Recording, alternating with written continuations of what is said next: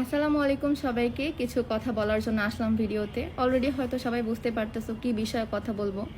2 দিন হলো টিকটকের ফর ইউতে জাস্ট আমি ঢুকতে পারতেছি না। আমার ফেস নিয়ে এত পরিমাণে ট্রোল করা হচ্ছে, যে জিনিসটা আল্লাহ সৃষ্টি সেটা নিয়ে ট্রোল করা হচ্ছে। আমি দেখতে এমন কেন, স্ক্রিনশট নিয়ে একদম টিকটকের ফর ইউ ভরে গেছে। এই বিষয়টা নিয়ে আমি কি বলবো কিছু বুঝতে পারতেছি না। 2 দিন হলো আমি কোনো ভিডিও আপলোড দিইনি, এত পরিমাণে ডিপ্রেশনে আছি আমি। কালকে রাত্রে ঘুমাইছি ভোরের পর, সকালবেলা ঘুমাইছি। সারা রাত আমার ঘুম আসে না, ডিপ্রেশনে মরে যাই, কান্না করতে করতে আমার অবস্থা শেষ। আপনাদের কথায় এত পরিমাণে কষ্ট পাইছি আমি।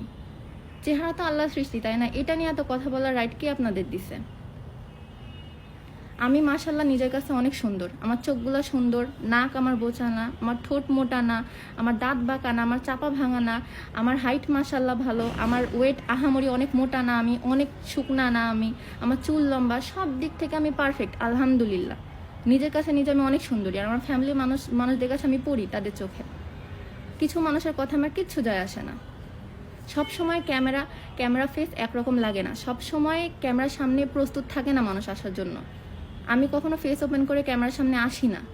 জিনিসটা বাই মিস্টেক একজনের কাছ থেকে হয়েছে। বিধি ভাবে তো জানে আমি এভাবে ফেস কভার করে চলি। তার মিস্টেকে একটা ক্লিপ গেছে, ঠিক আছে, দেখছে, ভালো কথা। সেই জিনিসটাকে স্ক্রিনশট নিয়ে জুম করে টিকটকে এসে ট্রল করার কি মানে ভাই? কি পাচ্ছি এটা থেকে? আবার বাজে বাজে কথা লিখে কি লাভ? এসব করে লাভটা কি? আমি তো এটাই বুঝি না। আচ্ছা আমি বলি, সেদিন আমরা গিয়েছিলাম সবাই মিলে ট্যুরে।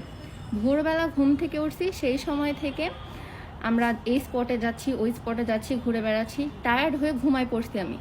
ঘুম থেকে আমার হাজব্যান্ড আমাকে উঠাইছে, চলো খেতে যাব, খাবার রেডি।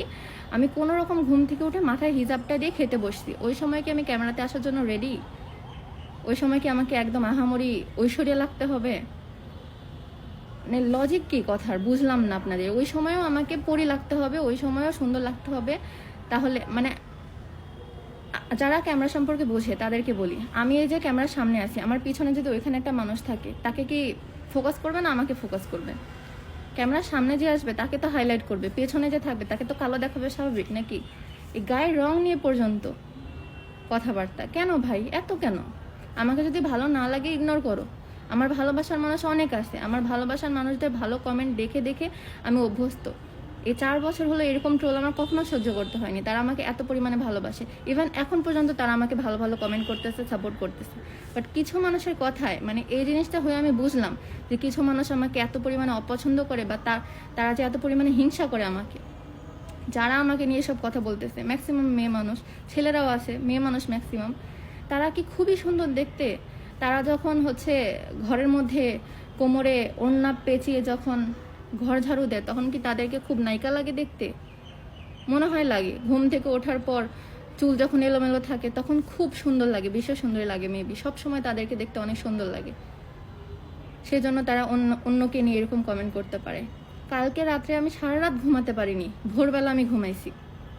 সারা রাত এত পরিমাণে ডিপ্রেশনে ছিলাম আমি। 2 দিন ধরে কোনো ভিডিও আপলোড দিতে পারতেছি না এইসব ডিপ্রেশনের কারণে। আমার ফ্যামিলি মানুষজন আমাকে বোঝাচ্ছে, তারপরও মাথার মধ্যে একই জিনিসগুলো ঘুরতেছে। কি আমি দেখতে কি এতই খারাপ?